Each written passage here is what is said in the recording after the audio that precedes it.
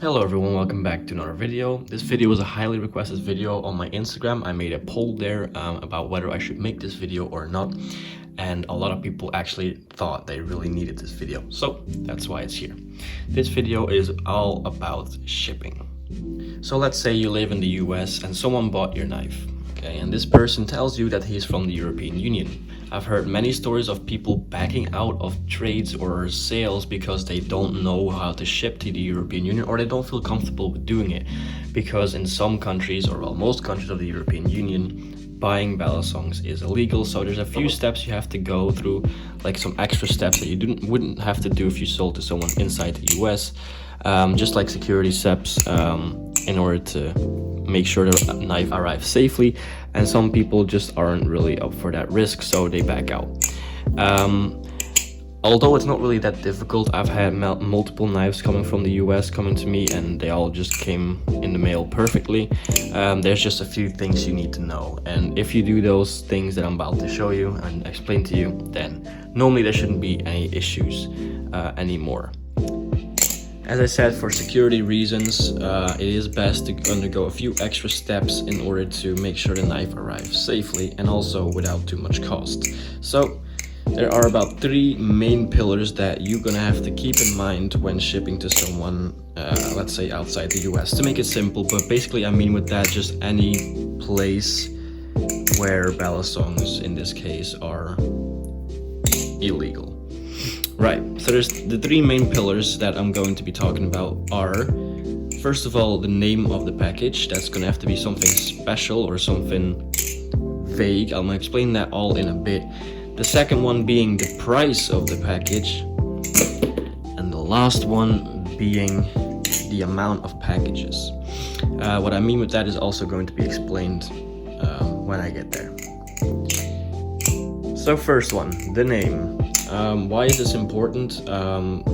Because when you ship, let's say you import something from the US inside the EU, it's gonna go through customs, and they're gonna look at your package and they're gonna see what's inside by looking at the name, right? If we put Balisong here or butterfly knife here, that's obviously not gonna be good for us, and they'll probably confiscate or open the package, see if it's actually legit a Balisong.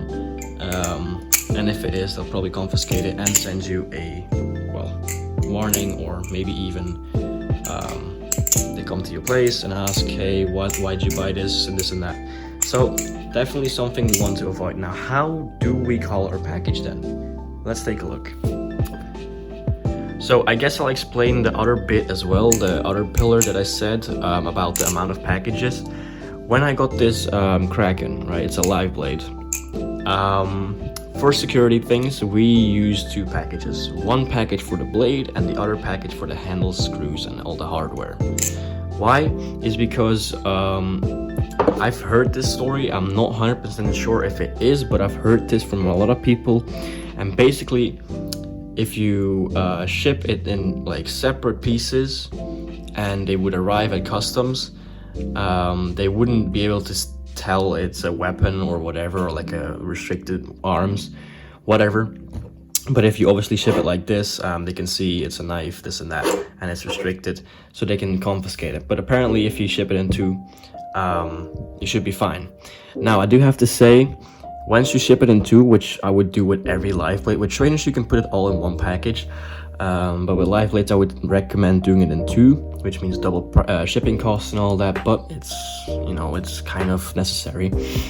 What I would do though is, it doesn't matter which one you ship first, but after you ship the first package, I would say wait for like a week. Why? Because even though they're like disassembled and in 2 packages, if they do arrive at customer at the same place, under the same name, going to the same address, they might be able to just trace it back and just put 2 and 2 together and you know, figure out it's a weapon. So that's why you kind of wait a week, because nothing stays in customs for a week, I'm pretty sure. So by the time the first package is out of customs, the other one might just be arriving, or even has like a few days left before it arrives at customs. So if you ship a live blade outside the US to someone in the EU or whatever, ship in 2 packages and make sure there's like a week in between the 2 packages. That being said, how do we call our packages? I have this box here. This is the box that came with the Kraken. As you can see, we have a very low shipping price. Now I'm gonna explain that in a bit later as well. These yellow things don't really mean anything. These are just addresses that I blocked off for privacy reasons, obviously. But as you can see, if we go down here to the label, this one says drone parts.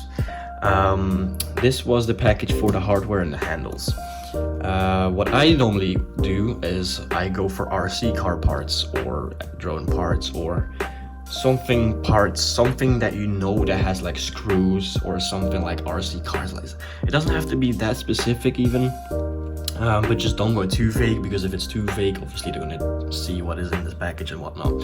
So drone parts, RC car hardware, stuff like that. That should be plenty. That should be enough. You don't have to give more information. And for live blades, I don't have the box anymore, but for live blades, what I normally use is just because it's a blade, you know, just in case they open it, I like to call it kitchen utensils, because obviously in the kitchen you use knives, you use blades, and not a lot of people. You have to keep in mind that there are people who know Balisongs and stuff, but not everyone who works at customs, when they see a blade with 2 holes in it for a screw, know it's from a Balisong. So they could just think it's some sort of weird cutter or whatever, and they might not even open your package if they see the name kitchen utensils. But that is something I would use for the live blade. I haven't really used anything else for the live blade. I just always use kitchen utensils and always arrived. So yeah. So we've gone over the very first 2 main pillars. There's only one more left to do, which is the price of the package and everything concerning price and money and this and that. So let's get over that right now. Coming back to this package right here, this package costs $24.50 to ship. It's relatively low from the US to the European Union. I've had packages for $17, but that was in a different style package. This was a box, and it goes on weight of about 0.5 kilograms, and that's about $24.50 because it's a box. What I like to use is bubble wrap envelopes. This one's a pretty big one. You can use smaller ones or the ones from USPS. Just bubble wrap in the inside, and this normally comes out at a lower price, and I'll tell you that in a bit why that is exactly. But first things first, the value of the package. Every package that you make asks, like, you have to fill in a value for how much is inside the package, what kind of value is inside the package. Post offices claim it's for insurance and stuff, this and that, so they know, oh, it's a higher price thing, so okay, there should be some insurance, this and that, for in case it gets lost or this and that. But basically what the value means is, especially for import from outside the EU, like European Union, is whether they trigger import tax or not. Now, what I'm about to tell you is something you have to do on your own risk. I mean, shipping Balisongs and having Balisongs in the EU is on your own risk already, but I just have to say I'm not responsible for any problems with tax evasion. But basically what we're going to be doing is putting the value of the package low, just so we can kind of evade tax, right? So be very careful with this. But basically, I'm gonna tell you guys the situation of Belgium, just so you know, like I have an example. So any package that's being imported from outside the European Union that has a value of above 22 euros will trigger import tax. Now it starts low. I think it's about half of the price of, you know, just how much the value is of the package. But obviously if you put the full value on, like a Kraken, like 250, like Squid does if you buy straight off their site, or like any company basically, because it, you know, they're not gonna put specific values on for someone, that would just take too much time. But basically that would be very high in terms of extra cost that we could just easily avoid. So what do we do to fix this? By putting the value lower than 22. So it's simple, just choose something realistic. Let's say 10, 15 for drone parts, let's say. Don't go for like, okay, $3, because drone parts, $3, that's a bit, you know, I wouldn't say it's sketch, but like, it it's not realistic. So just make sure it's a bit realistic. It doesn't matter how low it is, as long as it's just below 22, and then you should be fine.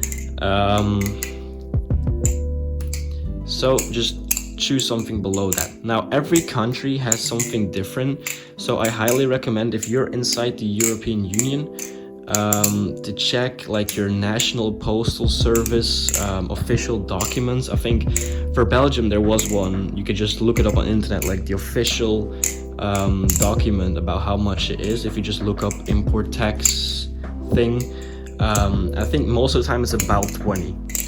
Right, so make sure to look up your country specific I guess limit of how much value you can import without import tax. So just make sure you know that exactly, and just choose something lower than that in some realistic manner. That being said, about the package value, which here is on 10. That being said, how do we ship? As you can see, this one costs $24.50. With bubble wraps, you'll mostly have about 17, 15 to 20 euros, dollars, whatever, in value that you have to pay for shipping. Now, what is this based on? It's not because it's based on a label. That's something we're gonna avoid. We're not gonna create a label through the post office itself, because I know for Belgium you can make this online label, and then they would deal with tracking, and you pay for the label and shipping at the same time.